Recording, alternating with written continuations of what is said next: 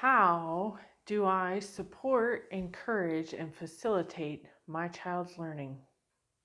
It's a really good question because it's easy to say those words and to throw them out there, but what does it really mean to support and encourage and facilitate?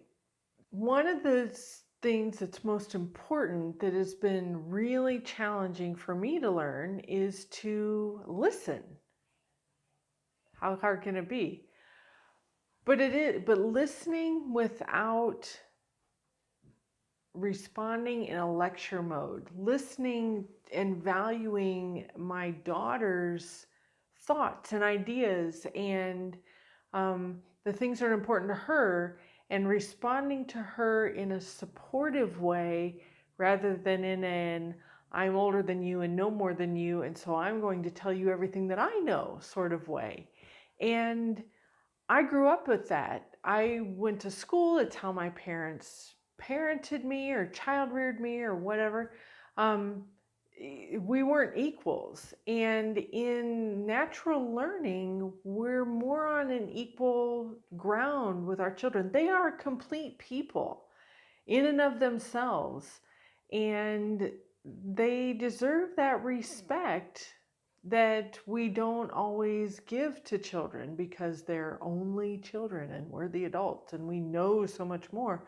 But they're on their own path from the very beginning. So it's really, really important that we develop the skills of listening and conversing with them, not at them. And like I said, this is really challenging to me. I am from a family of lecturers, and that's how my teachers taught, and I slip into that mode. With the videos that I'm creating, I'm working really hard to develop more of a storytelling style to make myself more relatable to you, my viewers. And you don't want to be lectured, and I don't want to lecture you. So but it's work to catch myself and to uh, develop these skills that I never thought about before.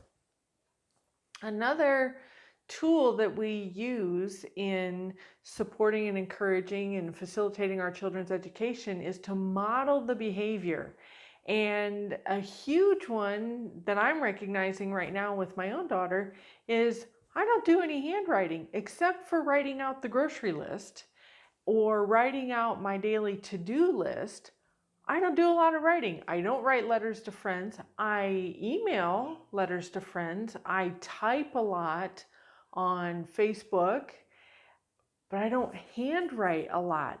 So how is she going to see the value in learning to write when it doesn't fit her lifestyle? She types like a mad woman, even at 10 years old. But there's really no rational reason from her perspective to emphasize good handwriting because she's not seeing it modeled. And that's not a fault on my part. That's just the reality that we live in nowadays. And so long as she can decode what she's written, until it becomes more important to her, that's how she's going to write.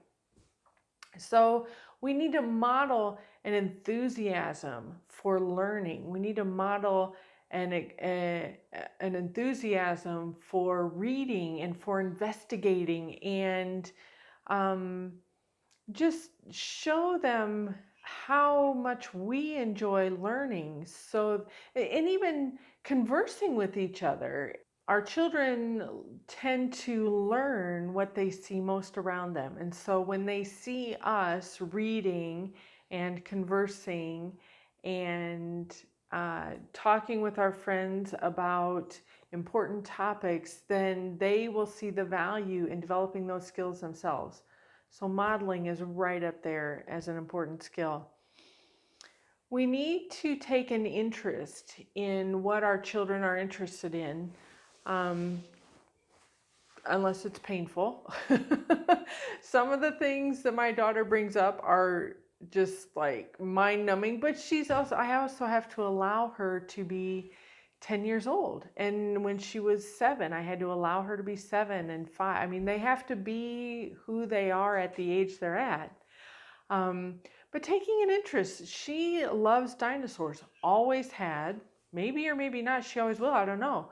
But she loves dinosaurs. So we have a member to the museum, and prior to lockdown, we would go regularly and talk about the dinosaurs we would see there, or have a scavenger hunt, or different things that we did to share the experience of being at the museum and learning about the dinosaurs. And we've got puzzles, and we've got a stack of books about dinosaurs, and we've read through them together, and we've created games out of the different dinosaurs in the books, and puzzles, and so many different activities and outings where we can go and see the Diprotodon up in New South Wales and different things. But it's also important that we're sincere in this. So if we weren't sincere in supporting her interest in dinosaurs, she would see through it in a heartbeat. And then she would feel betrayed.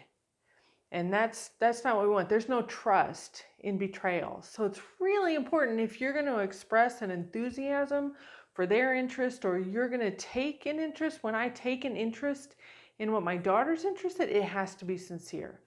So that's really, really, really important. If it's something that is just absolutely mind-numbing to us, we try to find somebody else in our circle that she can share that interest with. So, and that's part of facilitating the learning, is to connect her with people who have the knowledge or share interests with her genuinely and sincerely, rather than faking it ourselves. So that's integrity on our part, because if we fake an interest, like I said, she'll see through it. But if we can connect her with somebody else, in Allison McKee's book, Allison McKee's book, Homeschooling Our Children, Unschooling Ourselves, she talks about her son taking up an interest in fly fishing for 3 years. She had no interest in fly fishing, but she found the local fly fishing club. They lived on a river where there was a lot of fly fishing. And so she connected him at 13, 14 years old with this club of fly fishers, so that he could be with other people who shared his interests. So it doesn't always have to be us. We just have to connect them with those other people, their resources. So another thing, and this is kind of similar to what I was saying about Allison McKee, it's also another way of supporting, encouraging, and facilitating is to arrange opportunities for experiences. And so again, with our daughter and with the dinosaurs, we're looking into going over to Southeast Victoria, where they have the dinosaur dig over there. And she's been up to New South Wales, where they have the Diprotodon display up there, and different things like that, that she can go and actually have the experience of digging out dinosaur bones, because it'll be really meaningful to her, and for her to be able to talk with the paleontologists and the other scientists. Oh my gosh, she's just going to be thrilled with that. It's okay with me, I don't mind it, but it's for her. And then there's other opportunities that we've had of arranging. She loves the water and she loves the animals in the water. So we arranged snorkeling, and she loves camping and the penguins. So we went and camped on Phillip Island, and we went to the penguin parade. And so you don't have to do what we did. And everybody has their own budget, but it's important to find the opportunities that fit your family's parameters for your child to have their own experiences. A lot of the experiences right now are online, because that's what we have available. So the ways that we support and encourage and facilitate our child's learning is through learning the skills, if we don't have them, of listening attentively and conversing with them rather than at them. modeling the behaviors, modeling the learning behaviors that are going to facilitate them learning what they're interested in.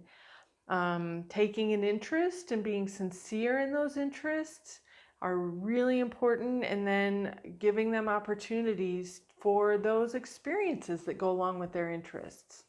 What do you think? Does that help answer the question of what does it mean when we say facilitate and support and encourage? Because I want it to be helpful. So thank you for joining me today, and I will see you next time. Bye.